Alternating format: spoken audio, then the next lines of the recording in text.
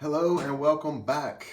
We are the Root Cause of Success podcast. I'm Kip, and this is my wife and co-founder and partner, Marina.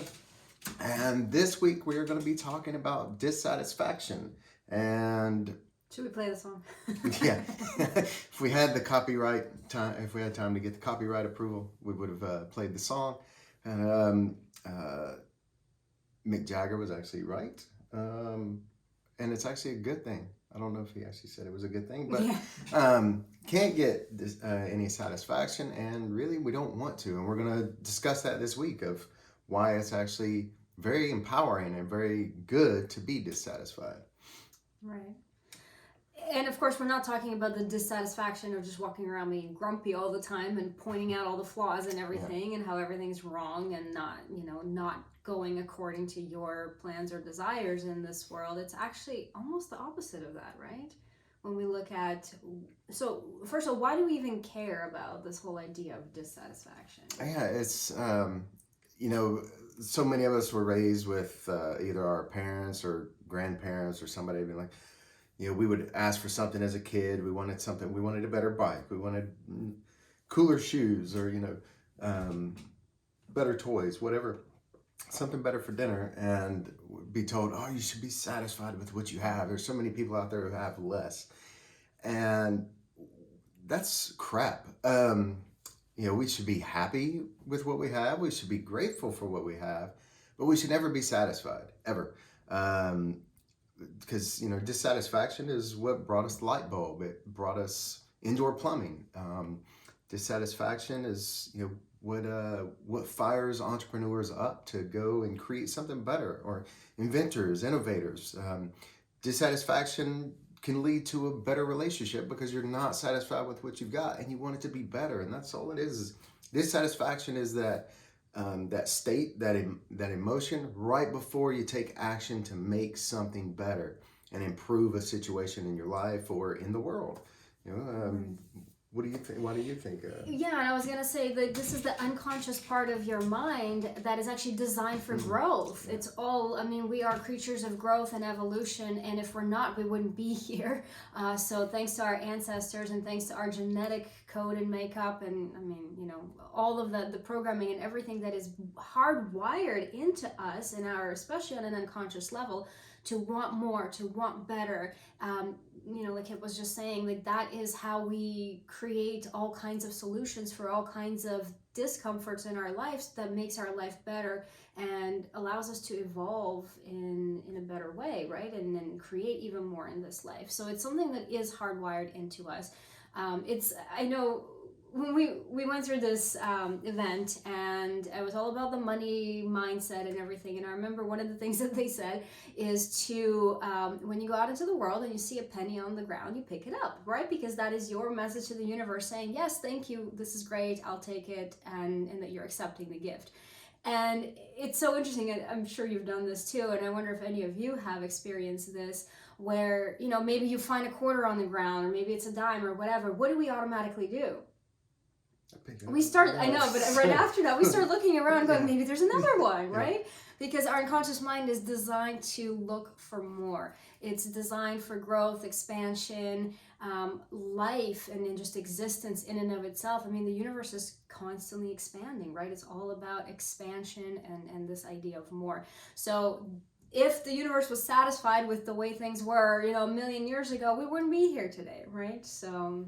Yeah, absolutely. And dissatisfaction is what brought us to create Root Cause Release and even Brooks Empowerment Academy, because we've been through so many trainings and saw so many people going through the same trainings we did and having no success on the end, actually being less confident after getting the training than they were before, because the way the training was delivered made them believe that they couldn't do it on their own. It was the way they experienced the training was the only way they could do it was being guided the whole time by someone else, and we want to fix that.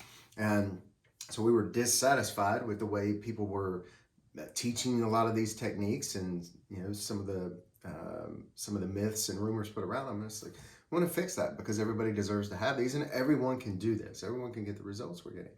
And Thomas Edison was dissatisfied with the way we had to light up a room, and he went to work to correct that.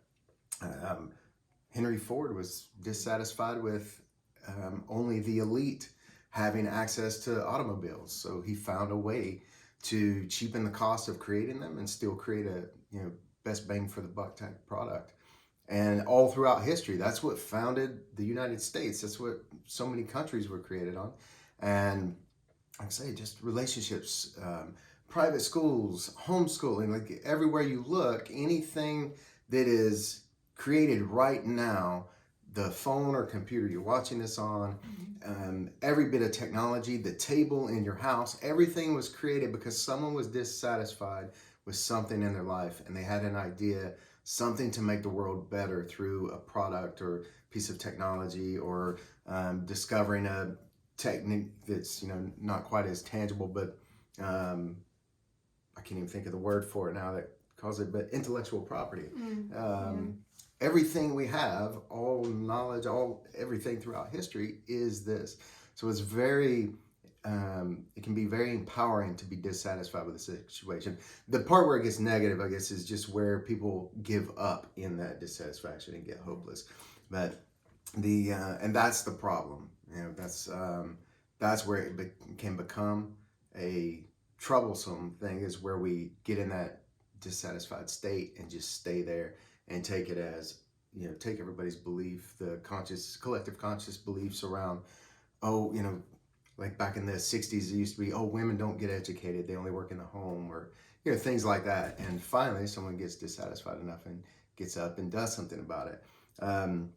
But oftentimes we have this, we get in this trouble because people have taught us that we should feel guilty for being dissatisfied. And we beat ourselves up over it, and we start creating a negative energy and judging ourselves or judging others for being dissatisfied, when really it's not a problem at all. It's actually, like we say, it's quite empowering. It's quite a beautiful thing to be dissatisfied. It's the way we're designed. We're creatures of growth. What problems do you see with it? To tag on to that, of course, it's really this whole thing that keeps you in your comfort zone. And the idea is that once you become comfortable and quote unquote satisfied, this is where we become complacent, right? We start putting up with things even though we know we want more, and deep down inside believe we deserve better, or maybe not. That's a different topic when it comes to baggage. But there's something inside of us that's driving us for more. And then when we give up on that, and like you were saying, and we basically retrieve back into this tiny little space, this tiny little corner where we're like, okay, this is safe, this is good, this is comfortable, I don't need to do anything more. And the problem with that is this is where people, for one, they lose passion for life, right? It's like you're living in this little bubble where everything feels safe and comfortable, but there's no passion, there's no excitement, there's no adventure, there's no growth. There's no personal development, personal growth. There's no financial growth, right? Like if you don't take a little bit of a risk, and you actually, not even risk, but take any kind of action outside of that comfort zone, you stay stuck where you are. This is what we see with people who are stuck in the 9-to-5 job or any other kind of job that they hate, they can't stand, but I get a good paycheck and I have benefits, and why would I leave this to go and pursue my dream of opening this business that I have, or going to Africa and actually working with kids and building schools in Africa. I don't know what it is, but we have this intention, this purpose in life, and when we become comfortable, we become satisfied with the enough that we have. It's like our unconscious mind again is tricking us that we don't really need to go for that big dream. We don't really need to pursue that. And also another big problem that I see with that, having a little bit of personal experience in this, is relationships. We talked about money, we talked about jobs and career. Health absolutely is a big one, where you just get there's a good example right there. You get comfortable and satisfied on the couch with a bag of chips and a pint of ice cream in front of the TV, right? That's quite satisfying, right? Are you trying to program a date night? But when we get stuck in that, and so many people do, because they get stuck in this comfort and satisfaction zone. And it's interesting because I know we're getting to that in a moment too, but our mind will automatically kick into like, nah, this isn't, I can't stay like this. Something will start aggravating us. But Yeah, quickly, that's what actually. I was just going to say, touching on a really important point with relationships. This is where a lot of people, and I think statistically mostly women, will stay in abusive relationships because they've created enough of a satisfaction where they get enough attention, they get enough, the abuser will, abuse or whatever, but then there's always this come back around and like, oh, I'm sorry, and try to make up for it. And then there's this hope of like, it's going to get better and this is good enough. And do I really want to go out there and try to change this whole situation where this is, even though it's terrible to be in an abusive situation, it could still create a level of comfort, and we kind of become satisfied with, again, this idea of good enough instead of for going for great. Yeah, there's it's when we're hungry, eating a handful of crackers will satisfy the hunger, but it's not very sexy, right? Like, I personally would rather go for a steak or some brisket or something like that. But in a pinch, like I'll grab a quick protein shake or snack on something, just a couple pieces of something to satisfy the hunger. But that's not something we go around and like, that's not in today's world. That's not social media post worthy. Like, oh look, for lunch I had a handful of peanuts and a couple of sips of a protein shake. It's like, no, we only post like the really awesome meals, like an Oscar style filet or something like that. And this is the same thing. And like you're talking about in relationships, there's just enough, even in those abusive relationships, there's just enough love present somewhere that we get in this tendency to be satisfied enough to stay. And then we attach to the hope that satisfaction will continue. And it's just not a way to live. Yeah, I mean, all. It creates a lackluster experience and existence, right? And the human experience is all about experiencing life and having joy and having pleasure and tasting the greatest food and seeing the most beautiful sights in the world and experience the deepest love possible. And the only way we do that is if we actually step outside of that barrier and answer the call. So again, when you're sitting there on the couch too long, like there's a little voice inside of you that will actually start getting aggravated and go, oh, is this really all I want to be doing? And then we kind of start crossing the threshold from satisfaction and good enough to something's not right. The sad part, of course, is many people have learned to numb it out and ignore it instead of acting on it. So let's talk about how actually acting on this dissatisfaction, how does that actually create success? How does that help? Yeah. Well, one thing is, first is getting aware of it. Like, they say we tend to, like you're saying, veg out in front of the TV, Netflix marathons and Amazon Prime and all the others, and now Disney Plus and so many. And they're masters at keeping us there, right? They keep enough attraction going to the screen that it numbs that out and disconnects us from it. But later we're beating ourselves up, or even there in the moment, like say it's running in the back of our mind, like we know we should be doing something else. And that's that little inner voice like saying, we deserve more than this. But we get caught up in this, this conundrum of judging ourselves for being there, being a couch potato, but then also judging ourselves with not being in the moment, be happy. And there are a lot of influencers in the space who have actually gained quite a following just because they're like, oh, give that to yourself, you deserve it, and they start calling it self-care. And sure, it's great to give yourself lazy moments here and there, and even veg out for an entire day when you've had a lot going on. It's all right, but the habit patterns we want to break. So when you notice those things, when you notice you're frustrated with something in your life, or disgusted with something, or just really annoyed by something, just get aware of it and start paying attention and looking at it, and figure out what you're dissatisfied with, what you're aggravated with, or beating yourself up about doing. And look at the opposite side. We do this a lot with clients and students and goal setting and stuff. When somebody's like, okay, what do you want? What do you really want? And So oftentimes we're like, I have no idea. Like I never actually thought about what I want. I always thought about what my family wanted, my friends would be impressed with, stuff like that. And so we tell them, it's like, okay, well, look at what you really don't want, what you know you don't, because everybody knows what we don't want. That's the easy thing. And then do a 180-degree turn and see what the opposite of that is. And somewhere in the middle are going to be a lot of clues that'll help. And this is kind of the same thing. It's like, and I say it's what drives entrepreneurs is they're frustrating. You know, look at Elon Musk, one of the greatest to ever do it, regardless of what you think of him. It's like you have to respect it. You know, when he gets really dissatisfied with something, he finds a solution. If it's not there, he'll create it. But if someone's already doing it and to a level he can respect, then he'll invest in that and take it forward.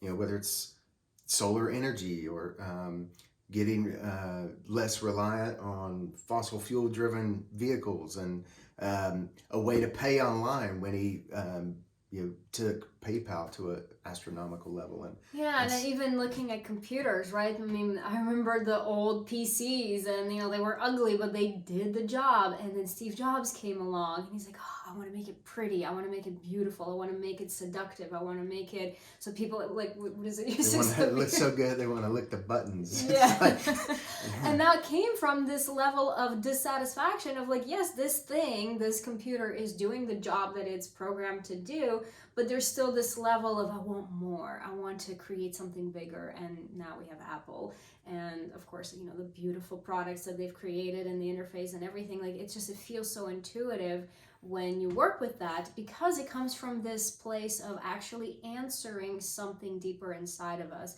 And so to kind of wrap that up in an actionable step for you, whenever you notice yourself in one of those times, whether it's sitting on the couch or maybe in your relationship or maybe in the job that you're in, maybe it's in your health and fitness, whatever area of life it is, and you feel that nagging voice or hear that nagging voice, or maybe it's a feeling, it comes through in many different ways of like, something's not quite right, or kind of this little aggravation of like kind of like sitting on a pin or a needle or something and kind of going, yeah, I don't know, something's not quite working here. So we would invite you to really pay attention to that. So like Kip was saying, really listen to that and really start practicing your awareness. And the best advice that I can give really is ask yourself questions. Like, where's this coming from? What am I actually feeling? And this is, I was just a moment ago talking about intuition, really tapping into what is going on this deeper level, because this is your gut, this is your intuition, this is your spiritual self actually speaking to you and saying, hey, there's more out there, you can have more, and you deserve more, and you want more, so go for it. So listen to that, and then start to analyze the situation that you're in, and actually, you don't necessarily have to jump to action right away, but any movement towards what you want and getting yourself in the momentum towards that goal will help produce the results. But the first step is becoming aware and really listening and paying attention. And that would be my challenge to all of you. Instead of numbing it out the next time, instead of using some sort of excuse of like, oh, this is self-care, or which is fine once in a while, but again, when we're talking about being stuck in a job that you hate or a relationship that's really toxic, after a while you can't use that excuse anymore. This is not just, oh, I'm just doing this for me because whatever. You want to look beyond that and answer all those questions of what is really going on, what am I really feeling, and what do I actually want? If I could change anything in this situation, what would that be? What kind of shift would I make? Yeah, look at your biggest pet peeves with the world or biggest annoyances. So many times we work with adults. It's like, I don't know what I want to be when I grow up, and is the joke, but so many people are actually serious about it. And, I've been there myself, and you have as well, Marina. And it's like, well, look for the things in this world that you're dissatisfied with that really get under your skin and bother you. And in there lies clues about, what you have to offer to this world. Because if you see an issue, that means you can see the solution too. And yeah, so just run yourself through those questions like Marina was mentioning, and just do some journaling, do some self-reflecting on it, and look for the solutions, and then look for which one of those solutions would really excite you and fire you up to do. Whether it's, it doesn't have to be this huge thing of completely changing the entire world, like Elon Musk trying to get us to Mars, or Steve Jobs completely changing the game and how music's delivered, or how computers are seen, or any of that. It's start with something in your own world. If you're wanting to learn something, you're dissatisfied with the job you have, take some time to learn the techniques of something that maybe you would see as a hobby, or it would be nice to be in this position. Start taking some time to learn that, or start exercising if you just want to feel more energy, anything like that. Just look for where you're dissatisfied at and get that momentum going to move towards something that you would be really happy and grateful and excited to have. Right. So we are here giving you permission to be dissatisfied. Yes, always. Celebrate it. And of course, again, like I was saying in the beginning, this is not about just going around and being grumpy and pointing out all the wrong things. Unless you have a solution for it. If you can point out, oh, this isn't working the best, here's a better way, great, that's innovation. You're creating something, you're contributing to the world, and really expanding your purpose in life.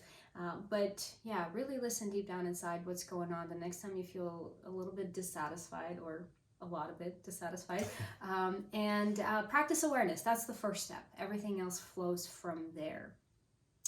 So thank you so much for being here with us on our Root Cause of Success podcast. I'm Marina Brooks. This is Kim Brooks, and we are really excited to see you next time. And of course, until then, we'd love to hear from you with any questions, any comments, any insights, even any suggestions of any topics you might want to hear us cover in the future. We're here for all of it. Really looking forward to hearing from you. And yes, and next week's will be a special very special celebratory episode coming up. I'm very so excited. Tune in for that. And until then, we look forward to seeing you then, and look forward to hearing from you.